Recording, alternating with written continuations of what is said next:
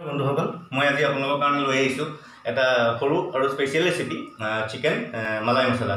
তো তাৰ কাৰণে আমি কি কি বস্তু ইউজ কৰিম চাওঁচোন আহক। প্ৰথম লৈছোঁ মই মজলীয়া আকাৰৰ পিঁয়াজ 4টা, আদা অকণমান, নহৰু এটা। তাৰপিছত লৈ আছোঁ ইয়াত তেজপাত 2টা, শুকান জলকীয়া এটা, লং, ডালচেনি, ইলাচি আৰু কেইটামান পাঁচফোৰণ লৈছোঁ। তাৰপিছত ইয়াত লৈছোঁ মই জিৰা ধনিয়া গুড়ি, তাৰপিছতে জালুকৰ গুড়ি, আৰু যদি অকণমান আপোনালোকে জ্বলা খাবলৈ বিচাৰে তেতিয়া অকণমান ৰেড চিলি পাউডাৰ ল'ব পাৰে। আৰু কেইটামান মই পিস্তা বাদাম লৈছোঁ। আৰু ইয়াত আছে মাংস মোৰ 400 গ্ৰাম আৰু এগিলাচ গাখীৰ। তো আহক এতিয়া আমি ভিডিঅ'টো বনাওঁ। আহক এতিয়া আমি প্ৰথম পিঁয়াজ 4টা বইল কৰি লৈছোঁ। এয়া চাওক, পিঁয়াজখিনি সম্পূৰ্ণৰূপে বইল হৈ গৈছে, গতিকে ইয়াক আমি এতিয়া নমাই থওঁ। এয়া চাওক, মই বইল কৰি লোৱা পিঁয়াজকেইটা মিক্সিত দি লৈছোঁ আৰু আদা নহৰু জলকীয়া 2টা এইকেইটা চব একেলগে আমি মিক্সিত পিচি ল'ম। ইয়াত কেৰাহী গৰম হ'ল, গতিকে ইয়াত আমি এতিয়া তেল দিম। খালি ইয়াত আমি সৰিয়হৰ তেল নিদিওঁ, আমি ৰিফাইন তেল দিম। ৰিফাইন তেলতহে বনাই এইটো ৰেচিপি।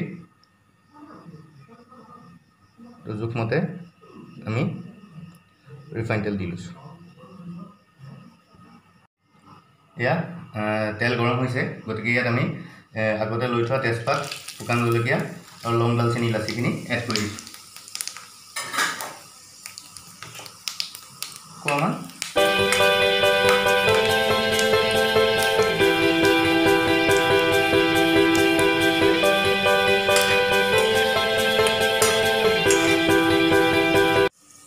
ইয়াত লৰাই হৈ গ'ল, গতিকে ইয়াত আমি বইল কৰি পিচি লোৱা আদা নহৰু পিঁয়াজখিনি এড কৰি দিম।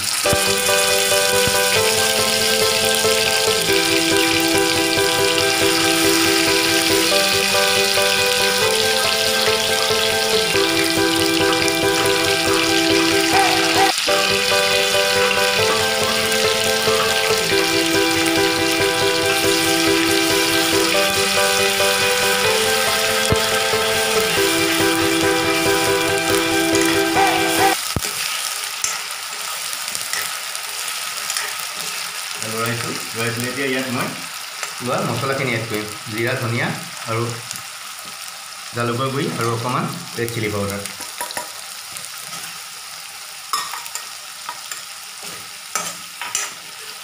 এতিয়া আমি 3 মিনিটমান সময় এনেদৰে গেছটো কমাই লৈ ফ্ৰাই কৰি থাকিম।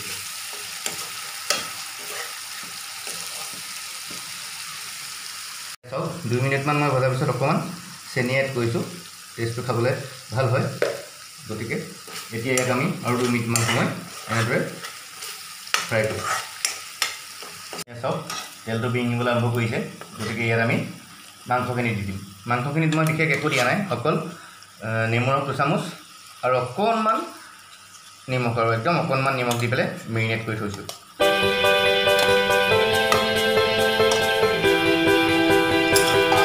ইয়াত আমি ভালদৰে লৰাই দিম, যাতে মছলাখিনি মাংসখিনি ভালদৰে লাগিব।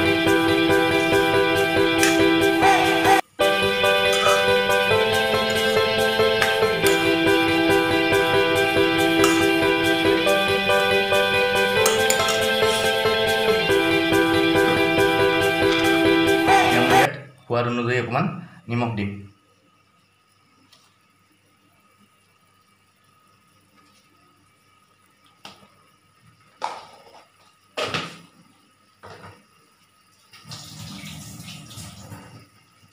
ইয়াত নিমখ দিয়াৰ পিছত অকণমান লৰাই দিছোঁ। ইয়াত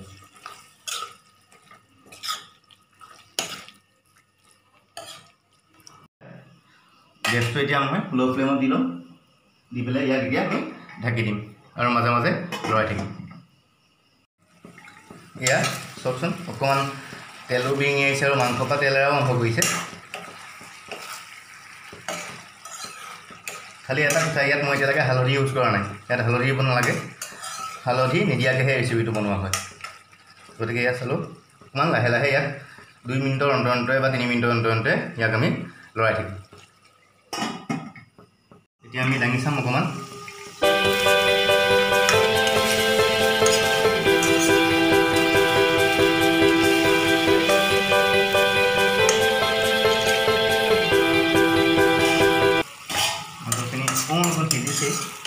গতিকে ইয়াত আমি গাখীৰখিনি দি দিম খালি আপোনালোকে যদি গাখীৰ লয় সদায় ফ্ৰেছ গাখীৰ ল'ব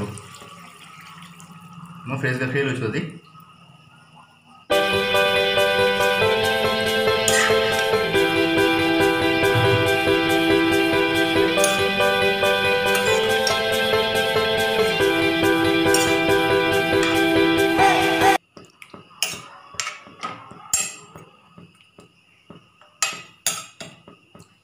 এতিয়া ইয়াক আমি অলপ সময় থাকি দিম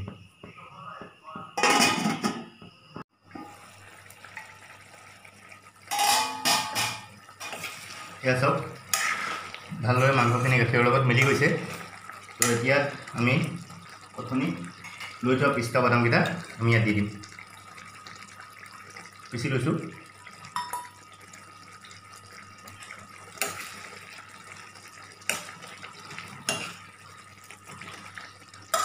মই পিস্তা বাদাম দিছোঁ পিস্তা বাদাম নিদিলে কাজুও দিব পাৰে আপোনালোকে কিন্তু মই আজি কাজু ইউজ কৰা নাই সেইকাৰণে পিস্তা বাদাম দি দিছোঁ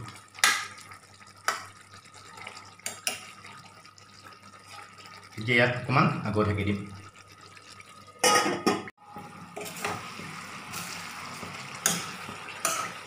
এয়া মোটামুটি আমাৰ চিকেনখিনি ৰেডি হৈ গৈছে প্ৰায় চাই লৈছোঁ অকণমান বাদামটো চেক কৰি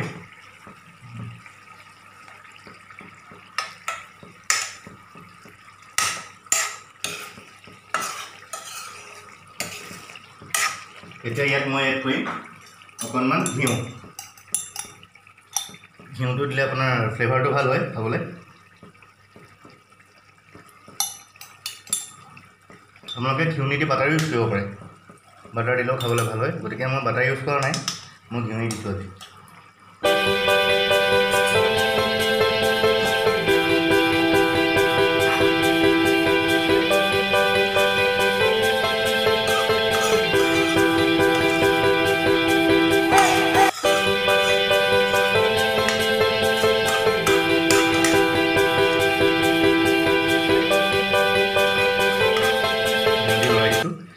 এতিয়া ইয়াৰ ওপৰত মই দিম অকণমান ধনিয়া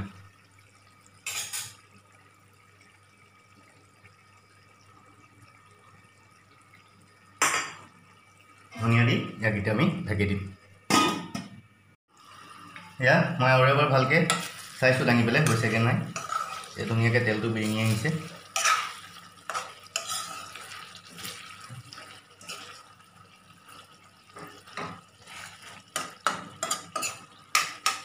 মাংসখিনিও সিজিছে এতিয়া অকণমান 3 মিনিটমান সময় লাষ্ট বাৰৰ কাৰণে থাকি দিছোঁ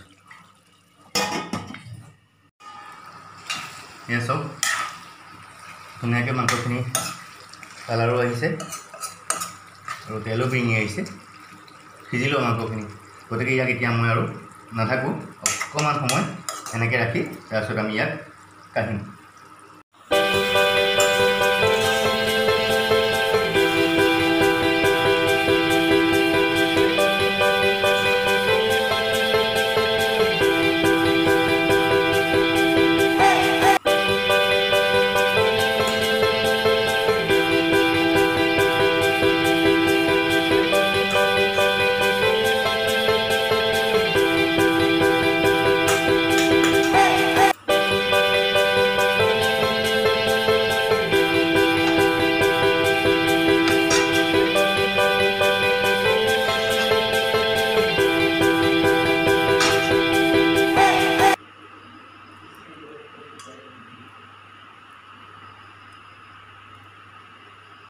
এয়া আমাৰ ৰেডি চিকেন মালাই মছলা গতিকে আহকচোন এক পিচ টেষ্ট কৰি চাওঁ কেনেকুৱানো হৈছে খাবলৈ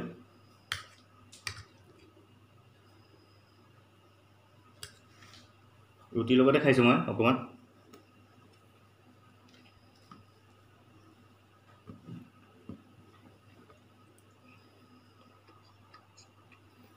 মজা হৈছে খাবলৈ আৰু আপোনালোকে এইটো ঘৰত বনাই ট্ৰাই কৰিব আৰু নিশ্চয় ভাল পাব খাই আৰু যদি আপুনি মোৰ ভিডিঅ'টো চাই ভাল পাইছে তেনেহ'লে লাইক শ্বেয়াৰ আৰু কমেণ্ট কৰিব নাপাহৰিব আৰু লগতে ছাবস্ক্ৰাইব কৰিব ধন্যবাদ